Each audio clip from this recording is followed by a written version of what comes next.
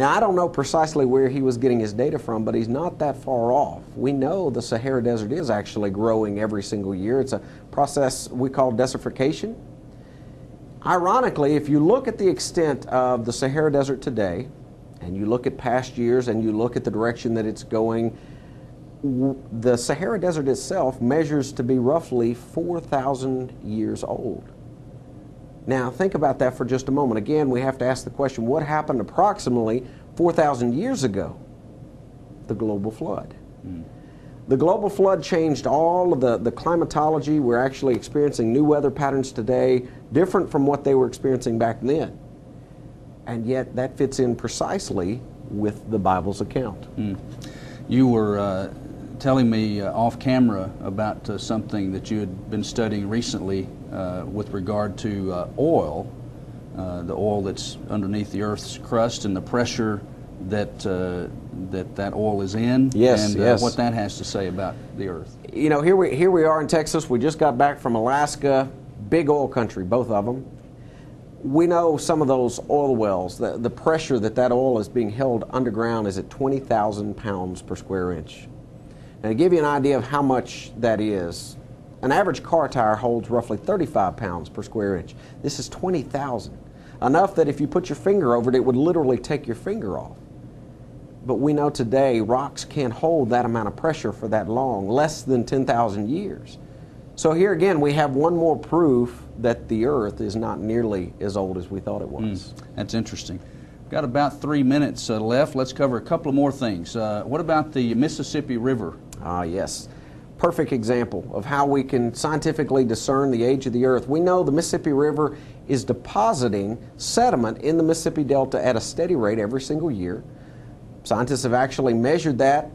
And you look at the beautiful delta and you can see how it's extending out. The question is, if this Earth really were 4.6 billion years old, how much further should that delta stretch out? And the answer is it should have long filled in the Gulf of Mexico by now. And yet we know that's not the case. Well, let's finish up with a matter that often comes up in this discussion, and that is the formation of coal in the Earth. Scientists tell us that you can't get that without billions of years. The Carboniferous period, 250 million years old, supposedly, is when coal was laid down. And yet I'm going to challenge all the viewers out there, take a look at what's actually been found in coal. You're going to find references of things like a gold intricate necklace, or an iron pot, or a vase, or a little clay figurine that were all found in coal. In fact, human footprints have been found in coal.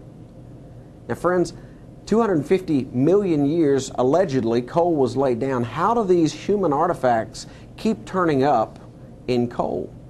You know, maybe it's time that we relook at the whole geologic column and realize that things aren't quite as clear as we thought they were, and maybe our dating system is not quite as realistic as we thought it was. It amazes me that this information, all based in science, is not found in our kids' science textbooks by and large, at least not the ones used in public schools. Absolutely not. In fact, I was just going to say, for those of you who are really struggling with this idea, let me encourage you, check out the word polystrate fossil. There are fossils on all of the continents that transcend through several different striatal layers. Fossils that really point to a global flood. Fossils that disprove the geologic timetable, the geologic column that is so prevalent in so many textbooks today. It's good scientific proof. It's a proof that evolution cannot answer, and it's a proof that points to a young Earth. Brad, we appreciate so much. There was a little bit more that I wish we could have gotten to, the Grand Canyon and some other things. Perhaps on later programs we can do that, but this material has been wonderful, and we appreciate you bringing it to us. Thank you very much. Just go back and study this material and do your homework, and you'll see that that what he's been talking about is the truth. And it fits the Bible. That's right, and that's the most important thing. We thank you for being with us on the program today and watching, and don't go anywhere though, because I'm going to be right back with a free offer. Faithful love flowing down from the thorn crown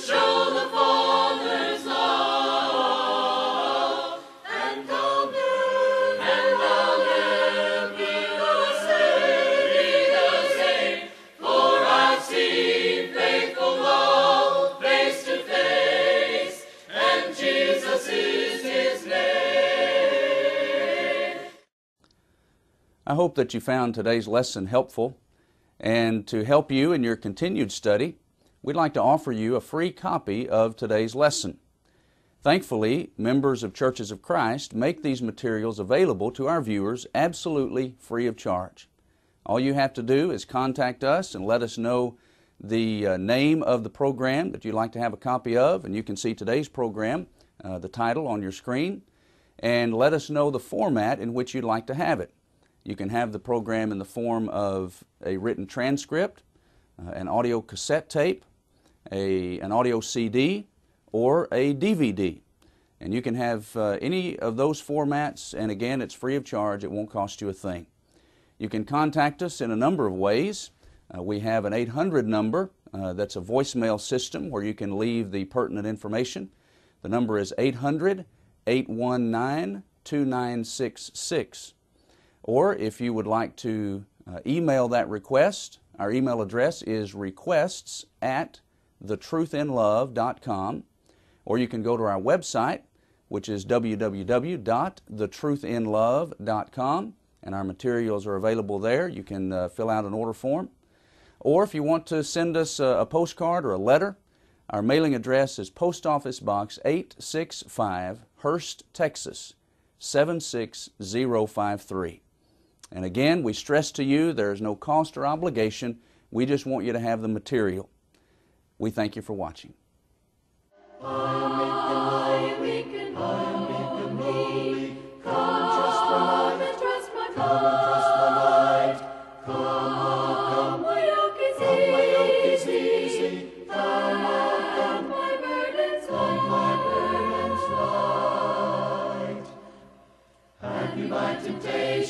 Often conquered men, has a sense of weakness brought distress within. Christ will sanctify you if you claim His best. In the Holy Spirit He will give you rest.